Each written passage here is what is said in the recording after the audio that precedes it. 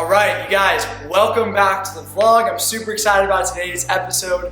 We are going to film me commentating my worst and my best high school races of all time. And the ones I chose to do are the Quarantine Classico with Leo Dodgeball, Cole Sprout, Thomas Boyden, and a couple other really good runners in California that we did over COVID. And then the worst race I had of all time was my senior year, coming back from injury, running a mile and just getting my butt whipped. So we're gonna go over those two races. I'm trying to get more creative on YouTube, make some fun videos, but I'm recovering from surgery still, so I can't really get out and do a whole lot. So I think this would be a good sitting and chilling, making a YouTube video kind of video. So, and we also have a special guest, Penny. Come here. Penny, come. Penny will also be adding in some comments intermittently. If you hear something that sounds like a bark, it's not from me. So here we go. All right, we are going to watch the Quarantine Classico first.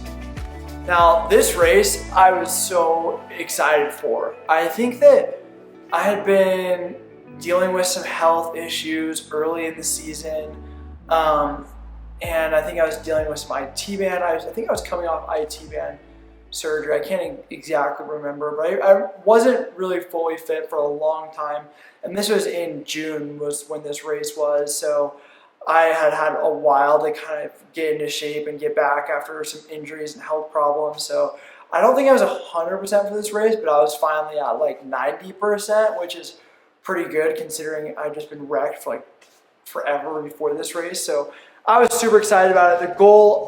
The goal of the race was to break 4. I didn't necessarily know if I was quite fit enough to break 4, but I knew I could get close. And so basically, I can't remember who initiated it, but me and these guys got together, Cole Sprout, Thomas Boyden, Leo Dodgeball, and we were like, let's make this happen. Matt Strangio, this is where he lives, where we ran this event. And we're like, let's go, let's try to break 4 in the mile. There's like no races happening, so we threw our own together, which honestly was really rad. That we just threw our own race together, and it ended up being one of the most stacked fields in high school history. I mean, this year there's been a lot of really fast high schoolers, but up until this point, this really was, I think, one of the fastest miles by a high school field that had been run. So we get out, we're going pretty strong, and we've got 2 pacers. The front 2 guys are pacers. And I knew that the 3 guys ahead of me were probably more fit than me at this point, so I just was like, I'm just gonna hang on as long as possible. But we wanted the pacers to take us through about 1:58, and let's see what they come through the first lap in. 57, 58. Okay, yeah, so they're slow right there. That looks like a 61. And if the pacers are off, then we're way off, because the pacers, like I'm last in the chain, which I didn't think about this as much as I should have, but I'm a full second at least, or maybe 2 behind the leader, because I'm back at that chain. So if they're a second off or 2 seconds off, if they were 2 seconds off right there about, or a second or 2, I'm like 3 seconds off, so not good for me.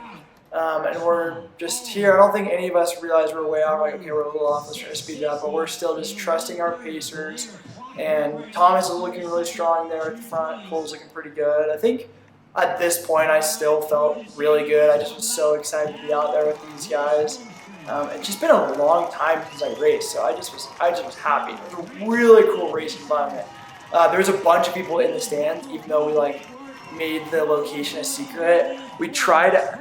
This is actually something funny. We tried to mislead these guys, and we told them that our location was different than it actually was. They'd go to the wrong place.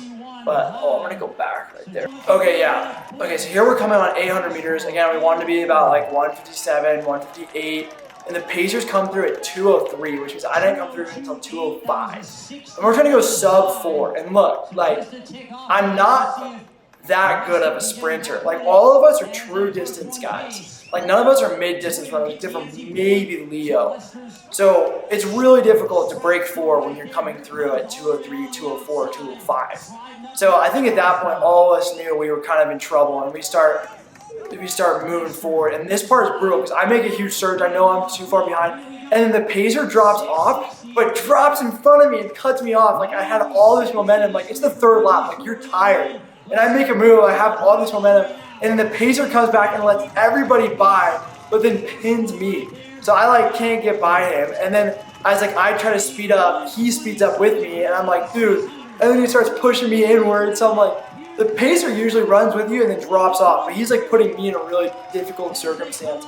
And I don't think you can ever like fully blame a race on a pacer, and I'm not doing that. But really, like it was not helpful. So that lap was a 60, and the pacer is still being frustrating, and I'm like not being able to get around him. Granted, I'm also really tired, so part of that's my fault. But here you see Thomas and Leo and Cole making some moves. Leo is still feeling good. I think that when we came through 800 meters, we were so far behind pace, we knew Leo was really the only guy that had a chance at that point, just because he has wheels. So Leo starts really going, and the crowd's cheering him on. I think he might have a chance of breaking it. And Leo ends up closing in a 56-second last lap. I think his last 800, if I'm not mistaken, was a 156 or something like that, which is pretty crazy in high school to be able to close a mile in that time. And here he comes through the final, ends in a 3:59, gets the sub 4, one of only 11 people to do it in history. And then I make it a strong surge in the end to finish kind of by Thomas, and I came through at 4:05. Now, I was happy with 4:05. Of course, the big goal was to break 4:0, or was to break 4 flat, and then my next biggest goal was to, or I guess my stretch goal was to break 4, and then my next goal was to break, or was to not be slower than 4:05. I knew I'd be sad if I was slower than 4:05, or right at 4:05, and I think I honestly could have gone a second or two faster had there not been the frustration with the pacer, which ended up, now the pacer now is actually a super good runner. I think he's running for Stanford next year. Great guy, just not his best pacing moment, but was not intentional at all. And also, I think I just didn't have the wheels to pass him at the end of the day. But it was a really good race. It was super fun to just make something random happen like that. And then Milesplit came out and filmed it, and we had like all these running newspapers doing stuff on it, which was really cool since something we just threw together. And it was cool to spend time with all these guys. Leo and Cole and Thomas, they're all my good buddies, and 2 of my teammates that are great runners came out as well, Mark Boyle and Caleb Johnson, or Mark Boyle and Alex Harbison, so that's fun to be with them. Anyways, that is my best race of my high school career. It's not really the best race of my high school career, but it's the best race of my high school career that I have footage of, or that I have the full race that I can use for the video, I guess you could say. So there's that, and then now for the worst race of my high school career. All right, now we have the Riverton Classic. I think the Riverton Riverton Invitational. And I knew that Thomas Boyden was going to be in this race. This race happened before the quarantine Classico, before COVID. I think this is my junior year of high school, and this is right before I had IT band surgery. So I could not do anything. I was just cross training, but like even cross training hurt my IT band. So like I was really not doing much at all. And my coach was like, let's just throw you in this race to see if we can get you to a state qualifier in case your IT band starts to be nice to you later in the season. So I just moved to Utah, and I was used to being top dog. Like me and Cole Sprout, I've been battling out in Colorado for a while. I think that year in cross country, I was ranked like top 5. I got 5th at NXN, and then I come to Utah, and I'm just expecting to spank everyone. Because I think to this point, like Thomas Boyden was a great runner, but he hadn't like really been his best self yet. But anyways, I started moving up in this race. I'm looking good. We're keeping up. But I literally warmed up for this race on a bike. Like I had not done anything. We came through a 65, so that's 420 pace. I'm probably feeling a little ambitious there. I'm just not used to getting my butt kicked. But I'm wearing like this big old knee strap that was supposed to take my knee like inwards. I had some PT tell me that like if I just ran with my legs straight, I wouldn't have IT memory. Wow, really. Had a lot of weird PT guys. But anyways, so went out a little ambitious. I think at this point I'm starting to feel it. I don't want to lose to Thomas, but in reality, he is way more fit than me at this point. So I start to feel the burn. I think whenever you come back from injury, it's really apparent later in the race that you're coming back from injury. Like at the beginning, you're like, wow, like, I feel pretty good. Like this really isn't so bad. And then the race starts picking up, and you realize, like, oh, okay, actually, like I'm pretty out of shape. But it takes a minute for you to realize that because you just get out with what you're used to. So, anyways, I think my mile PR at this point was like a 4:09. Okay, Joey Noakes, I think that's him in second. He's on the BYU team now. He just got back from commission, so I've been hanging out with him recently. But I think right here my knee strap like starts to come loose, so it's like hanging around my butt. It looks so funny, just flopping around, and I'm just absolutely exhausted at this point. I remember like feeling so embarrassed this race because it just was so not what I normally do, but it made me realize how much running actually matters. I think this made me realize that I didn't have as much natural talent as I thought I did, and working out hard was apparently a lot more important than I realized. But Thomas right here starts really picking up. He had an incredible junior and senior year in track. He was good at sophomore year, but he really took off after that. And I think he ended up setting, if I'm not mistaken, I think he maybe has a 2-mile state record. I don't think he has the mile record, but he might. So he's just absolutely cruising here. Let's see where he comes through. My teammates on the side. He comes through. There's 3:17, I believe, and this is high altitude and it's early in the season, so you wouldn't expect anything too crazy. But he just running alone out there. He's like pretty small meet. I think it was really windy too, actually, that day. But yeah, anyways, Thomas is just absolutely cruising here.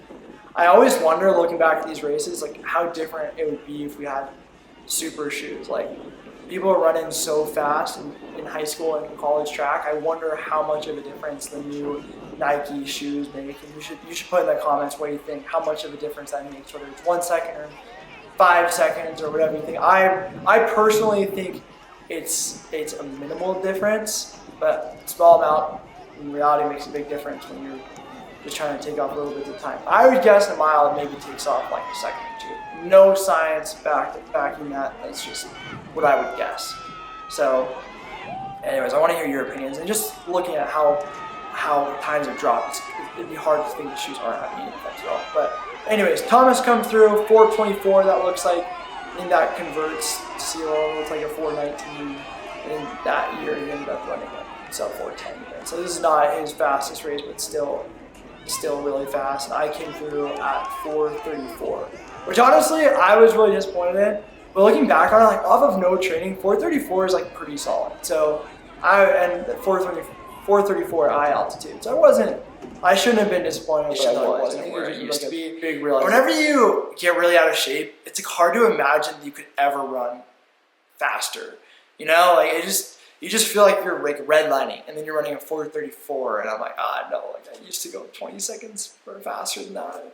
So I used to go more than 20 seconds faster than that. But good news is after this, I ended up getting fit and running some good races, and 4:34 is not a bad time at all. I'm not anybody who out there who's running a 4:34, like that's awesome. I just had a really fortunate season before that I was able to run faster than that. So I think anytime when you're going backwards, not forwards, it's frustrating.